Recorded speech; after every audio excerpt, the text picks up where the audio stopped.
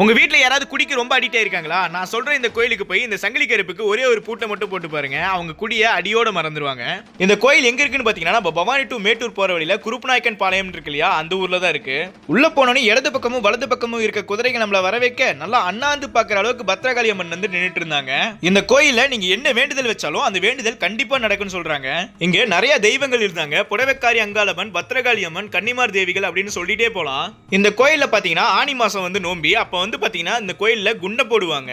இந்த கோயில்ல பாத்தீங்கன்னா நிறைய முனி தெய்வங்களும் இருந்தாங்க. செம்முனி, அப்புறம் பாத்தீங்கன்னா பழைய மகா முனி அப்படின்னு சொல்லிட்டு நிறைய தெய்வங்கள் இருந்தாங்க. நாங்க இங்க போறப்ப பாத்தீங்கன்னா கோயில்ல சின்னதா திருப்பணி நடந்துட்டு இருந்துச்சு. அங்க இருக்கவங்கள்ட்ட என்னன்னு கேட்டப்ப கோயில்ல வேண்டுதல் வச்சிருப்பாங்க இல்லையா, அந்த வேண்டுதல் நிறைவேறதுக்கு அப்புறம் கோயிலுக்கு சின்னதா திருப்பணி செய்வாங்களாமா. நாங்க போறப்ப அந்த மாதிரி தான் ஒருத்தங்க செஞ்சுட்டு இருந்தாங்க. அதுக்கப்புறம் பாத்தீங்கன்னா பிள்ளையார வந்து வெளியே வச்சிருந்தாங்க. அவரை கும்பிட்டு அப்படியே பாத்தீங்கன்னா பழைய மகா முனிட்ட நானும் ஒரு வேண்டுதல் வச்சிருந்திருக்கேன். குருப்புநாயக்கன் பாளையம் மக்களே, யாராவது இந்த வீடியோ பார்த்துட்டு இருந்தீங்கன்னா மறக்காம ஃபாலோ பண்ணி விட்டுருங்கப்பா. அப்புறம் யார் யார் இந்த கோயிலுக்கு போயிருக்கீங்கன்னு மறக்காம கமெண்ட் பண்ணுங்க, நானும் தெரிஞ்சுக்கிறேன். Okay, by.